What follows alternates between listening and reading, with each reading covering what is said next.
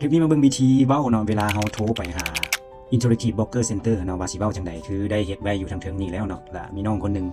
ส่งอีเมลไปแล้วอิหยังไปแล้วเนาะแต่ก็บ่สามารถที่จะได้ตอบกลับเนาะว่าเฮ็ดเกี่ยวกับบทสนทนาให้ตื่มได้บ่เนาะว่าอยากเพราะว่าเราก็บ่ได้ภาษาอังกฤษปานใดแล้วก็สิล้มจังได๋นะก็เลยว่าเฮ็ดเฮาเห็นเนาะอยู่ในนี้เนาะมันง่ายๆเนาะ 2-3 ขั้นตอนหนึงถ้าผิดเนี่ยเฮาเปิดพอร์ตบ่ผ่านแน่นอนอยู่เนาะแต่ว่าเฮาจะได้รหัส U แล้วก็1 2 3 4 5 6ประมาณ6ตัวมาเนาะเขาเรียกว่ารหัสของโบรกเกอร์ของเขาเนาะแล้ววันนี้เขาสามารถที่จะเริ่มต้นได้เลยเนาะก็คือ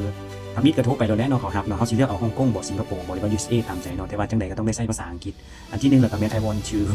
open new account เนาะ but I have problem my account is ดะเนาะคือต้นด้วยตัว U คืออยู่เห็นอยู่นี่เลยเนาะง่ายๆเนาะแล้วก็from Lao เนาะ I cannot receive the SMS code can you help me to verify by email เนาะแล้วก็ my name เนาะ full name แล้วก็เอาตามพาสปอร์ตอีกอย่างที่ว่าเราได้เตรียมไว้หั่นเลยเนาะอยู่ในหันมีวันเดือนปีเกิดมีอย่างต่างๆเนาะแล้วสำคัญละแม่นให้เราฮู้จักอีเมลของเราแล้วก็เบอร์โทรเนาะเบอร์โทรของเราบวก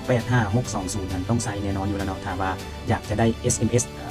verify code ตอนเราลงเนาะหลังจากที่เราได้โค้ดมาแล้วเราก็ลงเริ่มcreate account ใหม่เนาะหลังจากเทื่อที่2เนาะเทื่อที่2เขาก็จะได้SMS ทันทีเลยตัวนี้